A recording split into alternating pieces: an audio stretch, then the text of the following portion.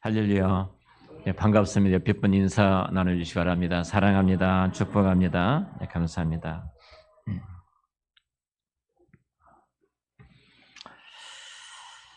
성탄의 큰 기쁨과 또 성탄의 영광이 또 그 사랑과 그 만족이 여러분 가운데 함께 하시기를 우리 주의 이름으로 축복합니다. 내일 성탄절입니다. 그래서 오후에는 저희 교회가 우리 아동부를 비롯해서 여러분 개개인이 또 성탄 축하하는 귀한 시간을 또 하나님 앞에 갖습니다. 오늘 본문은 누가는 예수님께서 이 땅에 오시는 일들을 의사였거든요. 그냥 과학자이고 또 굉장히 논리적이기 때문에 예수님의 오심을 어떤 복음서보다도 자세하게 기록하고 있습니다. 마태복음에서는 예수 그리스도가 베들레헴에 오셨을 때, 탄생했을 때 동방 박사들의 사건만 기록을 하고 있지요. 누가는 예수 그리스도 오심에 대해서 목동들의 등장과 그 이후에 또 성전에 올라갔을 때 시몬과 안나의 찬양이라든지 이런 등등의 사건들을 아주 자세하게 기록해 주고 있습니다. 특별히 오늘은 성탄 전날인데요. 예수 그리스도 메시아의 그 사역이 이루어지기까지 하나님 은혜가 어떻게 이 땅에 임했는가, 또 오늘 또 그 은혜가 어떻게 우리 가운데 임하고 있는 은혜의 주인공이 우리들인데 그 은혜들을 살피고자 합니다. 먼저 2장 1절에 성경이 이렇게 말합니다. 그때에 가이사 아구스도가 영을 내려 천하로 다 호적하라 하였으니 라고 말합니다. 사실 어떻게 보면은 그 역사적인 배경을 이야기합니다. 예수님이 오셨을 때 어떤 사건이 있었는지 그 역사가 무엇인지를 말씀을 하고 있는데요. 이 가이사 아구스도스는 기원전 30년부터서 기원 후 14년까지 통치했던 로마의 황제이죠. 그러니까 약 44년을 통치했던 대단히 막강한 권력을 갖고 있는 통치자였습니다. 바로 그때 이 가이사 아우구스도스가 이렇게 칙령을 내립니다. 뭐라고 칙령을 내리자면 2절에 이렇게 말하죠. 호적을 하라. 자, 호적을 하라고 칙령을 내려서 모든 백성들이 호적하러 나아갑니다. 그러니까 호적하는 이유가 있어요. 우리도 주민등록증을 맞는 이유가 있잖아요. 남북에 대치되고 또 국민 누가 간첩인지 남한의 국민인지를 색출하기 위해서 뿐만 아니라 국민의 어떤 그 숫자, 남한의 인구가 얼마인지 이런 등등해서 우리가 주민등록증을 만들었습니다. 마찬가지로 호적하는 목적이 있습니다. 호적하려고 하는 그 목적은 모든 로마가 지배하고 있는 모든 나라들은 다 호적하라고 칙령을 내렸는데요. 그 칙령은 세금을 거둬들이기 위함입니다. 로마가 당시에 세수가 부족하고 전쟁을 늘 하고 있었기 때문에 세금을 거둬들이는 목적으로 이제 호적을 하라 이렇게 말을 해요. 호적할 때는 이제 그 성명이 무엇인지, 직업이 무엇인지, 재산은 어느 정도인지, 친척 관계는 어떻게 된 것인지 이런 것들을 자세하게 기록하게 되어 있습니다. 그럼으로써 이제 세수를 거둬들이고 그리고 그 세수를 통해서 국가를 세우기 위함이었을 것입니다. 자, 특별히 이런 사건 속에서 하나님이 어떻게 일해가고 계시는가 하는 부분을 우리가 살펴봐야 될 텐데요. 먼저 우리가 5절을 보겠습니다. 5절에 보면은 그 약혼한 마리아와 함께 호적하러 올라가니 마리아가 이미 잉태하였더라. 성경이 이렇게 말씀하고 있는데요.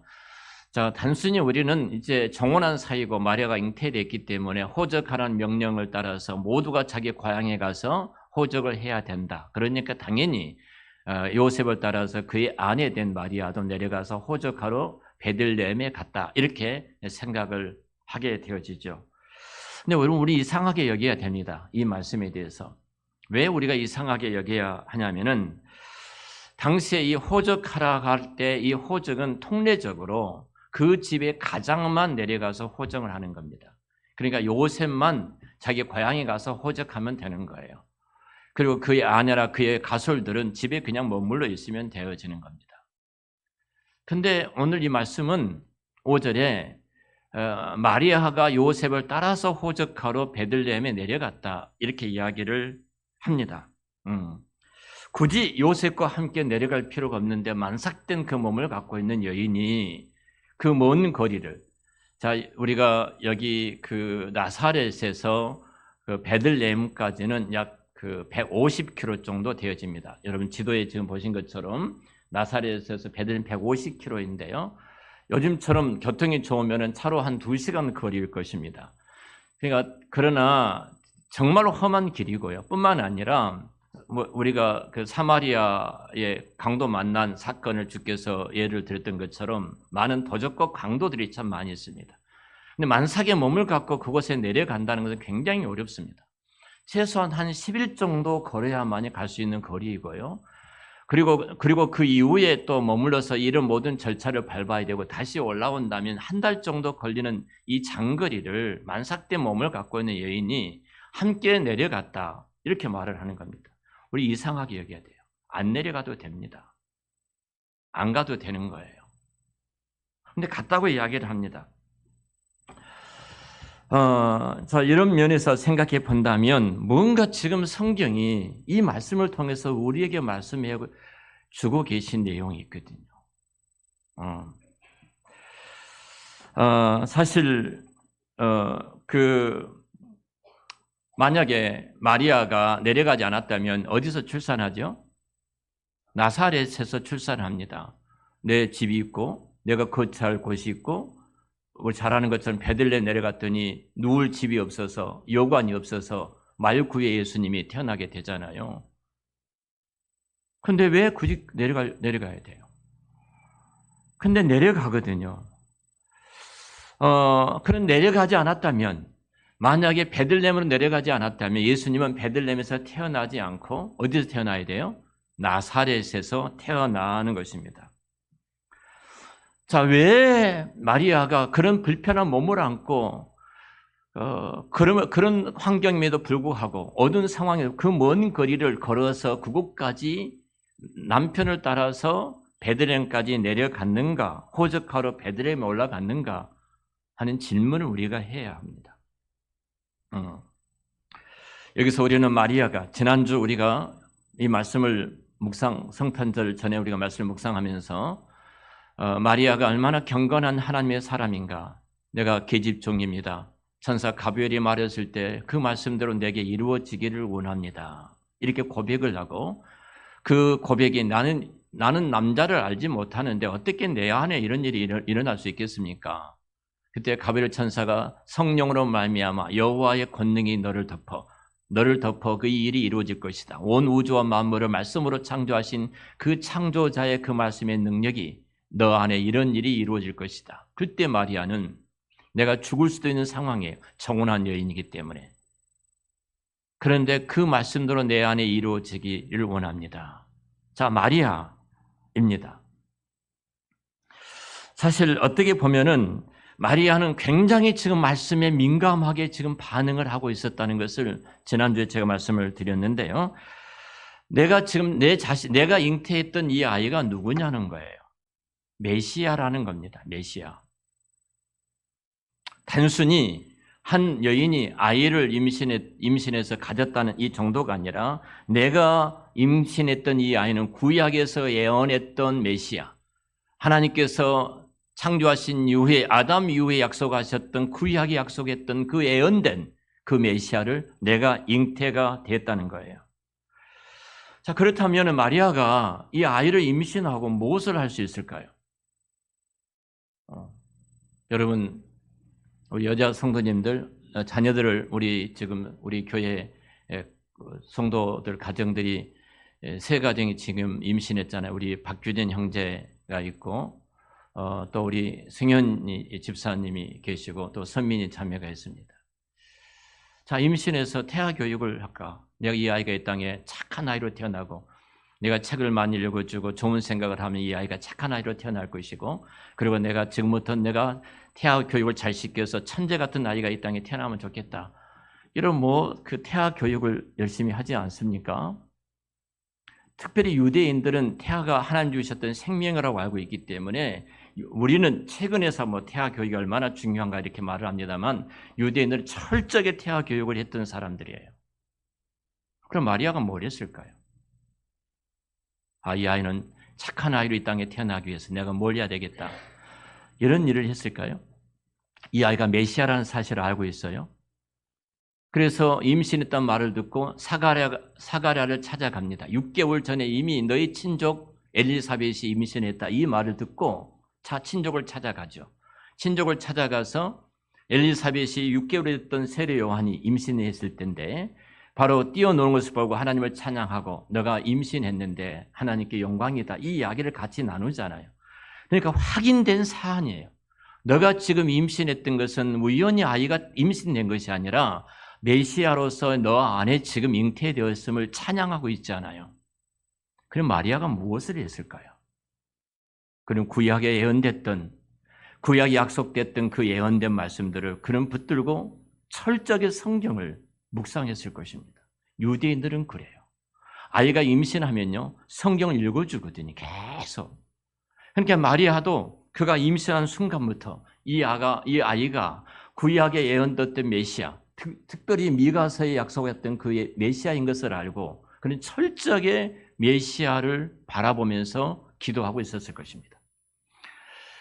당시에 경건한 모든 깨어있는 사람이든 아니든 그 이스라엘 백성들은요 다 알고 있었어요. 메시아가 어디서 태어난다고? 유대 땅 베들레헴에서 태어난다고. 동방 박사들이 헤롯 왕궁에 찾아가지요. 별을 보고 헤롯 왕궁에 찾아갔더니 그 왕궁에서 하늘의 별을 보고 왔는데 왕이 태어났다 한다. 왕 헤롯이 충격을 받잖아요. 제사장과 서기관들을 부릅니다. 이 말이 무슨 말이냐? 어디서 왕이 태어나냐? 두말하지 않고 그들이 했던 말이 무슨 말이에요? 유대 땅 베들레헴에서 왕이 태어납니다. 이 말을 합니다. 그러니까 지금 마리아는 분명히 하나님의 말씀을 묵상하고 있었던 말이 이 아이가 어디서 태어나야 된다는 거예요? 베들레헴에서 태어나야 된다는 사실을 마리아는 알고 있어요. 분명히 베들레헴에서 태어날 것을 알고 있었고 그리고 베들레헴에서 태어날 그 아이를 마리아는 기다리고 있었습니다. 하나님의 예언된 말씀은 추호도 틀림없이 그 말씀대로 이루어질 것을 마리아는 믿고 있었어요. 그런데 지금 나사렛에 그는 있습니다. 그리고 베들레헴에 갈 하등의 이유가 없습니다. 거기는 가서 머무를 수 있는 집도 없는 거예요. 근데 이 아이가 만약 메시아라면 어디서 태어나야 되는 거예요? 베들레헴에서 태어나야 되는 거예요. 성경이 그렇게 약속하고 있지 않습니까? 반드시 하나님께서는 이 아이가 태어난다면은 베들레헴에서 태어나야 될 텐데 무슨 방법을 통해서 하나님께서 이 아이가 베들레헴에서 태어나게 하실 것인가?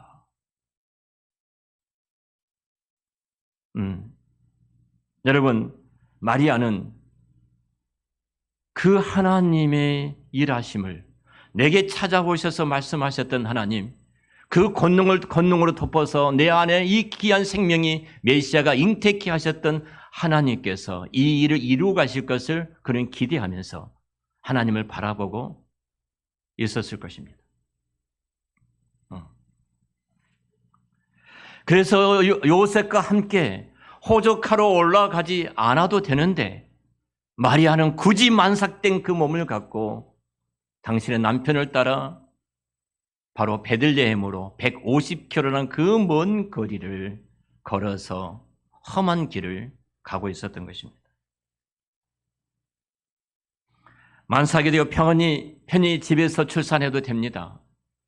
아무런 문제가 없습니다. 낯서는 곳이고 아는 사람도 없는 곳이고 어떤 일이 벌어질지 모르는 그곳인데 그가 베들레헴으로 간 중에 내가 아이를 낳은 것이 아니라 마리아의 마음이에요. 내가 베들레헴에 간 중에 아이를 낳았다가 아니라 마리아는 베들레헴에 가서 아기를 낳기 위해서 베들레헴에 갔다는 사실입니다.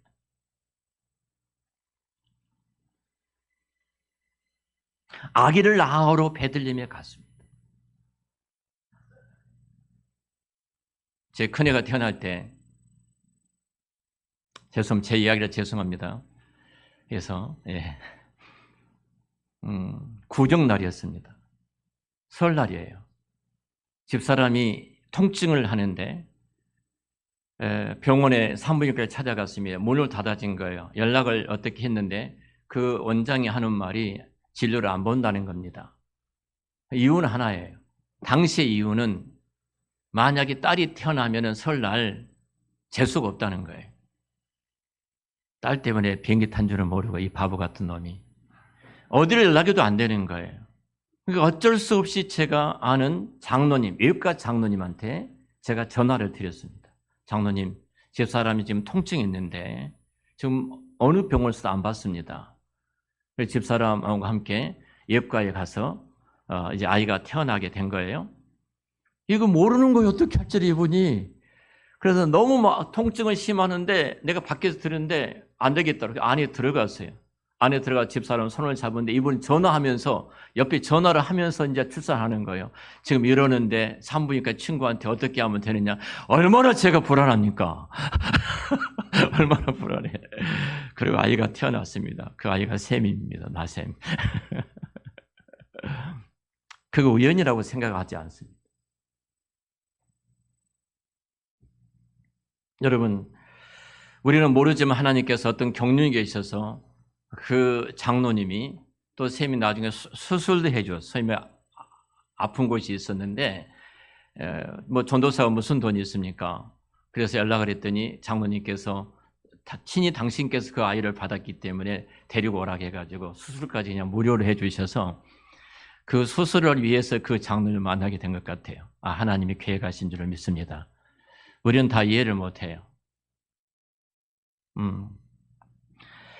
자, 여기서 우리가 두 가지 큰 하나님의 어떤 교훈적인 은혜를 받게 되는데 그 중에 하나가 하나님께서 이방의 통치자, 이방의 치리자의 손을 통해서 하나님의 그 예언을 이루어가고 계신다는 사실입니다. 자, 마리아 입장에서 제가 여러분이 말씀을 드렸습니다. 베들레헴에 올라갈 일이 전혀 없었어요. 그리고 그 친족도 아는 사람도 낯선 곳입니다. 그 먼 거리를 갈 만한 이유가 아무것도 없었습니다. 그런데 분명히 궁금했을 거예요. 분명히 성경의 말씀에는 베들레헴에서 메시아가 태어난다고 했는데 이 아이가 메시아라고 한다면 이 아이가 어디서 태어나야 된다? 베들레헴에서 태어나야 되는데 갈 이유가 하등이 없다 이 말입니다. 근데 갑자기 놀라운 사실이, 놀라운 공고가 붙기를 시작합니다. 가이사 아구스도가 칙령을 내리는 거예요. 모든 이스라엘 민족들은, 모든 유대인들은 호적을 하라 이 명령을 내리는 겁니다. 깜짝 놀랐을 것입니다. 그 호적은 자기 고향 땅에 가서 호적을 해야 됩니다. 자기 본가에 가서 호적을 해야 합니다. 그러니까 마리아는 결국은 이 상황을, 이 말씀을 들었을 때, 이 상황을 바라볼 때 단순히 지금 뭐 칙령하라 한가 보다 세금을 거둬들이기 위해서, 인구를 파악하기 위해서 호적하라고 명령을 내린가 보다 라고 생각하는 것이 아니라 마리아는 하나님의 거룩하신 그 뜻, 구약에 약속했던 그 예언들을 이루기 위해서 하나님이 통치자, 당시 이방의 권세자를 통하여 하나님의 거룩하신 그 뜻을 지금 이루어가고 계시구나. 그걸 마리아는 깨닫게 되어집니다.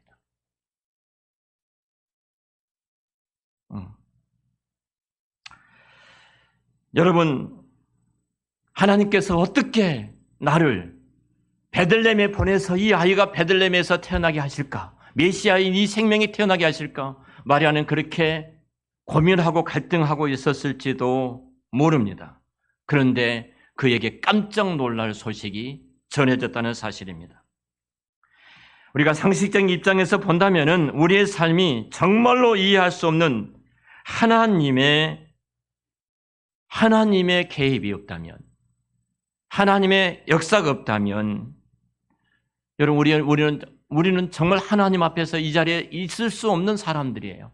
근데 하나님의 개입하심과 그 역사하심 속에서 하나님의 기적적인 일들을 우리가 얼마나 많이 경험하고 누리면서 살아가고 있습니까? 말 그대로 하나님께서 개입하신 그 사건들이 얼마나 섬세하게 우리 주변에 그 일을 이루어가고 계시는지, 날씨까지라도 하나님은 그 자연의 모든 조건까지라도 조정하셔서 하나님의 그 일들을 이루어가고 계신 줄로 믿습니다. 자, 호적하라는 이 명령, 앞에 최소한도 마리아는 하나님께서 그 배후에서 그 일을 이루고 가신 하나님의 손길을 마리아는 보았다는 사실이에요. 여러분, 정치 때문에 굉장히 불만이 많고 또 정치 때문에 왔다 갔다 하신 분들이 계실 줄 압니다. 근데 그 배후에서 일하신 하나님의 손길을 우리가 바라본다면 그 배후에서 일하신 하나님께서 당신의 교회를, 당신의 백성들을 이끌어 가시는 하나님의 걸어가신 손길을 본다면 그 통치자, 그 치리자를 통해서 하나님의 일을 이방인들일지라도 이루어 가시는 손길을 바라본다면 우리는 그렇게 두려워하거나 염려할 필요가 전혀 없습니다. 하나님의 통치자의 팔을 움직여서 하나님의 걸어가신 그 뜻을 이루어 가시는 하나님이신 줄로 믿습니다. 한치의 오차도 없이 하나님은 그 일들을 이루어 가고 계세요. 그렇기 때문에 우리도 어떤 상황이든 어떤 환경이든 하나님께서 온 세상을 통치해 가시고 자기 백성을 지키시며 보호하시며 인도하시는 그 하나님의 일들을 본다면 우리는 감사함으로 하나님 앞에 영광을 돌려야 됩니다. 하나님의 전능하신 팔을 우리는 한이라도 제한해서는 안 됩니다. 내가 바라보는 것, 내가 생각하는 것, 내가 느끼는 것을 가지고 내 경험과 내 인생의 노하우를 가지고 하나님의 전능자의 그 손길을 제한하는 그 어리석은 죄를 보면서는 안 됩니다. 하나님께 지금 그 일을 행하지 않으신다면 그것은 하나님께서 그것을 원치 않으시기 때문에 그 일을 안 하신 것이지 능력이 없어서 그 일을 안 하신 것이 아니라는 사실입니다. 하나님은 자신의 말씀을 이루시기 위해서 온 세상을 움직이시고 이방인의 통치자, 이방인의 치리자까지 이용하셔서 하나님은 그 일들을 이루어 가신 분이 저와 여러분의 아버지이시고 저와 여러분의 하나님이신 줄로 믿습니다. 그렇다면 우리는 그 팔을 움직이신 하나님을 믿는다면 우리는 두려워할 필요가 전혀 없습니다. 또 하나의 중요한 교훈입니다. 마리아의 입장에서 생각해 보겠습니다. 저는 개인적으로 이 본문을 보면서 이런 상상을 해봤습니다. 이런 생각을 해봤어요. 자, 마리아가 진짜 멍청한 여자입니다. 진짜 멍청한 여인이어서 하나님이 이렇게 일해 가고 계시는데 당신의 역사까지 붙드시고 이방인의 통치자까지 동원하셔서 하나님의 걸어가신 그 경륜을 이루어 가시는데 깨어있지 못한 멍청한 여자에서 남편이 베들레헴에 간다고 할 때 우리 같이 가자 그렇게 말을 할 때 내가 지금 뭐야? 여보 봐봐 내 배가 이렇게 불러서 만삭이요. 친척도 없고 아는 사람도 없고 낯선 곳에 가서 아이를 낳으라고? 지금 시간을 봐봐 만삭이잖아. 그리고 가서 그곳에 아이를 낳을 수도 있고 길가를 가다가 낳을 수도 있어.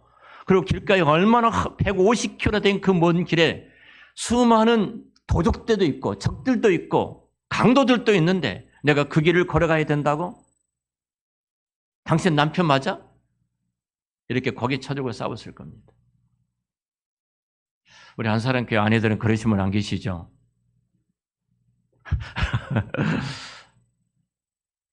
정말로 멍청한 여자라면 그랬을 거예요. 하나님이 일하신 그 손길을 보지 못하고 역사까지 동원하셔서 역사하신 하나님의 걸어가신 그 손길을 보지 못하고 여자들이 안 가도 된다면서 가장만 가면 된다면서 당신 혼자 가서 호적하고 오면 되지 왜 나까지 그곳에 가야 돼? 나는 배불렀잖아. 출산도 지금 얼마 남지 않았잖아. 내가 그 험한 길을 가야 돼. 자, 이렇게 말을 했다면 어땠을까요? 어떤 일이 벌어졌을까요? 하나님은 전능하시기 때문에 그럴지라도 하나님은 하나님의 일들을 분명히 이루어 가실 줄로 믿습니다만 그러나 이 어리석은 자리에 있었다면 마리아는 이 영광스러운 복을 누리지를 못했을 것입니다. 마리아는 말씀에 민감한 여인이었습니다. 하나님의 말씀이 그의 마음속에 뚫어졌을 때 그리고 그 말씀을 그는 붙잡고 그 말씀 앞에 내가 어떻게 반응해야 될 것인가 활동하는 그리스도인, 활동하는 믿음, 활동하는 신앙인의 사람으로 마리아는 서 있는 것을 보게 되어집니다. 베들레헴으로 갈 날말을 손꼽아 기다렸던 마리아, 그리고 분명히 이 아이가 베들레헴에서 태어날 것을 소망했던 그 마리아, 그리고 그러나 어떻게 갈 수 있는 방법이 전혀 없었던 그 환경 속에서 그 황제의 칙령이 떨어지자마자 하나님께서 일하고 계시구나. 하나님께서 이 아이를 베들레헴에서 태어나도록 하기 위해서 왕의 마음을 감동하시고 왕의 손길을 이용하시고 그 통치자를 이용하셔서 이 아이가 베들레헴 성경이 약속하셨던 대로 베들레헴에 태어나도록 하나님께서 그렇게 역사해 가지고 계시구나. 깨어있었던 마리아는 즉각적으로 그 말씀을 받고 그 내 안에 하나님의 기적이 일어난다는 사실을 알고 남편과 함께 그 험한 길을 달려가고 있는 것을 보게 되어집니다. 사랑하는 성도 여러분, 여러분의 말씀에 민감한 성도가 되시기를 축원합니다. 하나님 말씀이 떨어질 때 그 말씀 앞에 아멘하고 마리아처럼 활동하는 신자들이 되어짐으로 여러분들이 복의 통로가 되시고 그리고 구원의 통로가 되시고 사람을 살리는 통로가 되시기를 축복합니다. 말씀을 마치겠습니다. 어리석은 사람들은 역사를 움직이시는 하나님의 손길을 보지를 못합니다. 어리석은 사람들은 내 삶에 개입하셔서 하나님께서 일해 가시는 그 하나님의 걸어가신 섭리들을 어리석은 사람은 깨닫지 못합니다. 때로는 자연을 통해서, 아내를 통해서, 남편을 통해서, 자녀를 통해서, 그리고 부모를 통해서 하나님께서 예배 가운데 교회를 통해서 주셨던 그 말씀을 통하여 끊임없이 하나님은 내 삶에 개입하셔서 일해 가시는 그 하나님의 손길이 있는데 어리석은 사람들은 그 말씀의 사실들을 다 부정하고 튕겨내면서 그 하나님의 섭리 속에 하나님의 일하심을 보지 못한 사람들이 있습니다. 어리석은 자들은 하나님의 경고하신 그 음성에 귀를 기울이지를 못합니다. 확성기를 동원해서 내가 너무너무 듣지 못하니까 때로는 고난이라는 확성기를 동원해서 내게 큰 소리로 말씀하시는데 그 음성을 듣지 못하고 아직도 내가 하나님 밖에서 은혜 밖에서 불평하고 원망하고 있는 사람들을 보게 되어집니다. 오직 경건한 사람, 믿음을 소유하는 사람, 하나님을 신실하게 사랑하는 사람, 하나님의 절대적인 주권을 믿는 성도들은 하나님의 말씀을 듣고 하나님의 음성을 듣고 그리고 그 말씀 앞에 하나님의 일하심을 느끼면서 마리아처럼 순종하는 사람이 바로 깨어있는 성도여 활동하는 믿음의 사람인 줄로 믿습니다. 우리의 어리석음이 하나님의 일하심을 실패하게끔 만들 때가 얼마나 많이 있었습니까? 하나님이 일하실 때 하나님은 신인 협력, 꼭 나를 통해서 그 일을 하는 것은 아니시지만 하나님의 손길을 내가 어리석음 때문에 그 일하신 손길을 보지 못한다면 그것처럼 그 인생이 불행한 자가 어디 있겠습니까? 세상을 움직이신 하나님, 그리고 왕까지라도 통치하시며 다스리시며 그 왕의 마음을 바꾸시면서 하나님이 일을 이루가셨던 전능하신 하나님, 그 하나님의 비밀을 내가 보지 못하고 이 땅에서 신앙생활한다면 그것처럼 답답한 그리스도인이 어디가 있겠습니까? 우리 안에는 네 가지 우상이 있습니다. 우상하면 무슨 불상을 만들어 놓고 절한 것을만 생각하는데요. 우상은 그게 아닙니다. 본질적인 우상은, 우리 안의 우상은 인정 욕구의 우상이었습니다. 나를 인정해 달라. 이 우상이에요. 인정받지 못하면 뒤집어집니다. 내가 이걸 했는데. 우상이에요. 안전 욕구에 대한 우상이에요. 내가 돈을 이 정도 모으고 이 정도 집에서 살면 내가 인생이 안전하겠지. 우상입니다. 세상에 그 어떤 것도 안전한 것은 없습니다. 여러분의 물질이 그 부자의 영혼을 지켜주지 못했던 것처럼 안전하게 지켜주지를 못합니다. 내 안에는 통제의 우상이 있습니다. 컨트롤하려고 합니다. 내가 내 아내를 컨트롤하려고 합니다.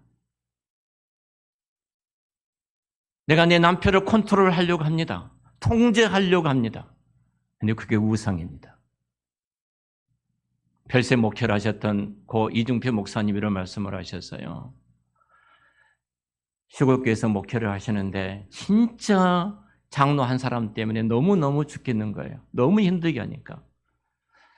새벽에 나가서 밤새도록 기도하며 새벽에 하나님 앞에 내가 저 장로 때문에 목회를 못하겠습니다.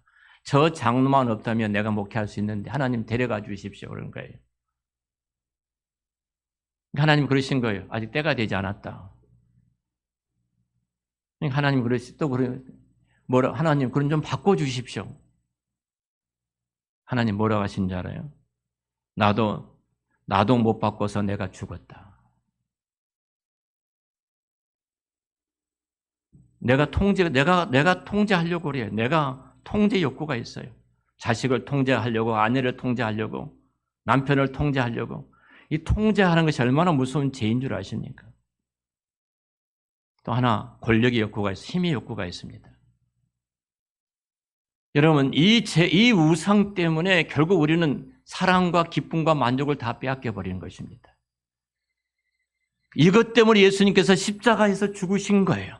그 예수를 나의 구주와 주님으로 모시고 그 예수님께서 하늘의 영광을 버리시고 가장 누추한 말구에 오셨던 것은 바로 그런 우상에 매였던 우리들을 예수를 믿음으로 말미암아 너가 나를 인정해 주지 않아도 이 세상의 어떤 곳으로도 나를 보호해 주지 않아도